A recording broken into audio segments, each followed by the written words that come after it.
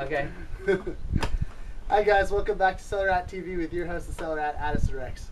So today's show is all about the blend, and that's what Deerfield wines are all about. We're lucky to sit here with master blender and winemaker Robert Rex, and we've got a bottle of our 2006 Red Rex, and we're going to taste it and talk a little bit about why. Do I open it? Open it. Crack this bottle. Thanks for coming on. How you doing, everybody? Good to see you. Yeah, this is like the fourth appearance on Cellar Rat TV now. No kidding. All right. So how does a winemaker open a bottle of wine? I never do too good a job at it. Yeah, it's always a little messy. You know, I'm no sommelier. You know, I'm not too good at pouring wine either. I'm always spilling it all over the place. I get a lot of comments about that, Robert. You're not too good at that. A good corkscrew is important. You know? Yeah. We got those ones that we have the Deerfield logo on it. No, but we got a really great one. I found a really great one that we're going to get. This has a double ratchet on it, which is nice. Now they have these two-step corks. Yeah. Corkscrews. And of course, we still use a cork because wine ages under a cork. It doesn't age under anything else. Yeah. We use a Zork for our South Blanc. Yeah. Cork. Good cork. Still moist. So tell us a little bit about what's in this wine. This is our most complex blend. It's got 7 wines in it, which is pretty unusual. You know, we sometimes the blend just 2 wines, 3 wines, but this one is kind of outside the box. We've used a lot of different wines. It's got 7 wines. It's got 40% Cabernet, 23% Syrah, 19% Merlot, 7% Sangiovese, 5% Malbec, 4% Cabernet Franc, 2% Petit Verdot.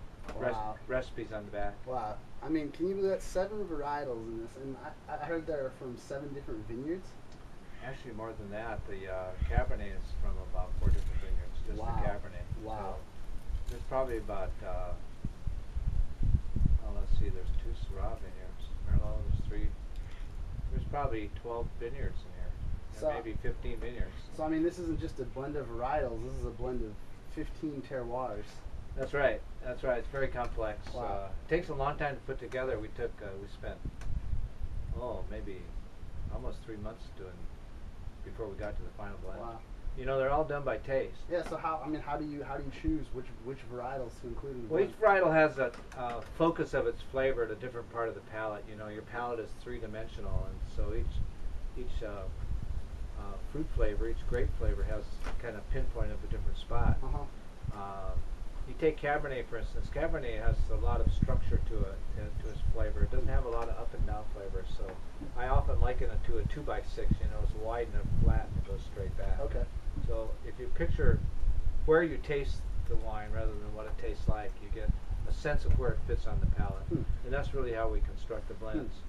So it's dominant in Cabernet, 40% is the largest component. The second component is 23% Syrah. Now, Syrah sits down in the bottom of the palate. It's a grounded flavor. That's why it goes so well with grilled foods. I'm going to jump right in on this. Oh, yeah, I'm going to taste it as we go along.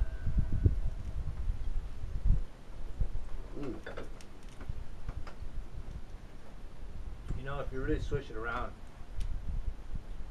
and then pay attention to where the taste sets. What gets you first is a Cabernet because it forms this backbone, you know. Down the center, too. And then that flavor down at the bottom that kind of works its way up, that's the Syrah. The Merlot's in the front of the palate. So after the wine sits a few seconds in your mouth, and the alcohol starts to evaporate. Mm-hmm. The presence of the Merlot is really felt out in front, Mm-hmm. like this, like a balloon, shaped like a balloon. Mm-hmm. Then the Sangiovese, 7% Sangiovese.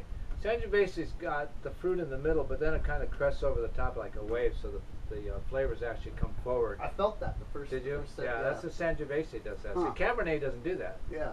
Only Sangiovese does that. It's like a jigsaw puzzle. Absolutely. Wow. Absolutely. Malbec.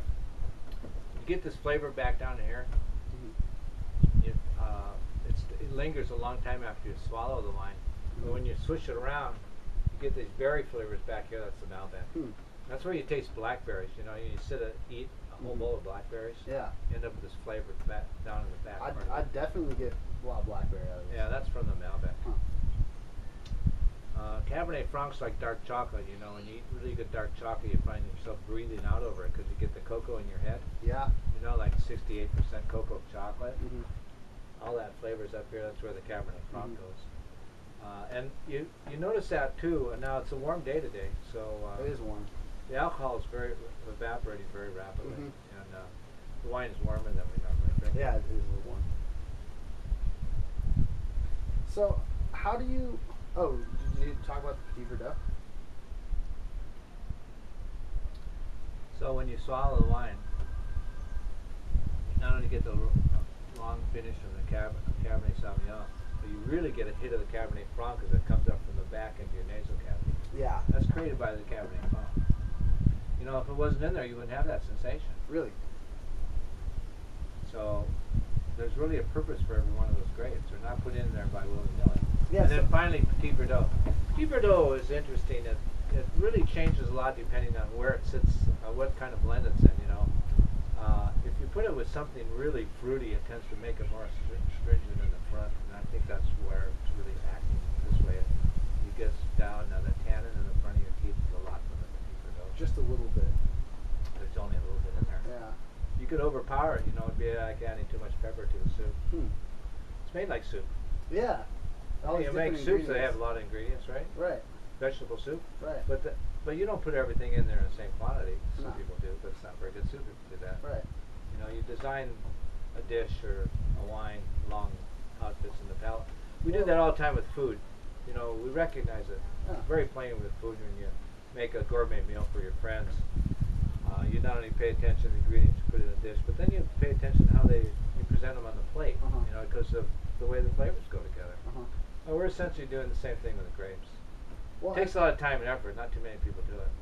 it's like you know, a great chef. They don't measure things out by ounces. They do it by taste. Yeah, well, we actually start with graduated cylinders and pipettes, Uh-huh. so we can replicate what track we're of it. doing. Yeah, because you imagine this is a 3,000 cases, so that's over 6,000 gallons, 6,500 gallons. Right. So that's a big responsibility. Yeah. You can really screw it up. Yeah. So we start with small quantities in the lab, and Cecilia and I do most of that, and whoever else hang around really. You need to get. Yeah, we're gonna one of these days, guys. We're gonna sit down We'll and do the lab blending trials. trial. It's a lot of fun. Anyway, we replicate it by measuring. You know, we kind of use the glass as our container, as our beaker, and so we'll do like 100 milliliters of the blend, and we'll measure out, you know, 40 milliliters of Cabernet. So I 23 mean, when you're milliliters. determining the proportions of it, you have a sense of what you want. I have a sense of what I want to do, like you have a sense of what bean soup's supposed to feel like, I see. you know, or beef stew. So you have a game plan. I have a game plan. Yeah. You don't start from scratch. Yeah. And actually, the game plan on the Red Rex is also built on the experience of the Red Rex. So the first one we did was 2002. So now when I do the blends, I've got the 02, the 03, the 04, the 05. When I do the 07, I'll have the 06 there. Mhm. So we keep stylistically similar and we taste them from time to time. So what would you say is the goal that you're shooting for? The bit making the best wine. Mhm. To make it stylistic the same as Red Rex. So when somebody writes me and says, I just tried the 06, I love the 05, I like the 06 too. So if they like Red Rex, they're going to like it every year. Mhm. We're not trying to make it consistently the same wine. If you look at the back of the labels, the quantities change. Sometimes significantly. Significantly. Yeah. Like quite frequently, the Merlot will be more Merlot than Cabernet. I mean, more Merlot than Syrah. Mm-hmm. You know. So they'll make significant changes. So we're trying to keep the style the same, so it always tastes like bean soup. Is that because the grapes are different every year? And the vintage is different. Yeah. Look at this year. Cold summer, then a couple heat waves. So, Right. every year is different, and so we just try to make the best wine from that vintage. So we really let the vintage speak to us first. Yeah. That's vintage first. Which is a great benefit because then you can always make a quality wine every year, you know? Absolutely. Otherwise you got to dumb it down every year. Right. You got to get it down to the lowest common denominator. Yeah. And hey, what's the point in that? Right. So there'll be some years you're going to like Red Rex better than others because the vintages are better. 06 I think is a great vintage, kind of underrated. I really like this. This Red Rex. It took a long time to develop, though. I actually got a email from the guy who says, 05 Red Rex is my favorite wine in the world. I love it better than anything else. I tried the 06 and I don't like it. Really? And I said, well, we'd released it a little too soon, you know. Oh, we ran out of wine, so we released it. And I said, the wine's just a little edgy right now. Give it 2 or 3 more months. It evolved. And I heard from him just a few weeks ago. He said, wine's great. Isn't it amazing how they just change over time? Yeah, it's a living thing. Wow. Never quits changing. Why is it? Hang around this guy long enough, you'll learn a lot.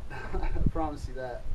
Hey, it's a pleasure tasting you. We'll get you down to the lab and do the lab trial. We're going to get you guys all in on that. It'll be very cool. We're going to sit down and craft a Deerfield wine together. Well, thanks again, Robert, for coming on. Always appreciate it. My pleasure, Addison. Anytime. And we'll see you guys next week on Cellar Rat TV.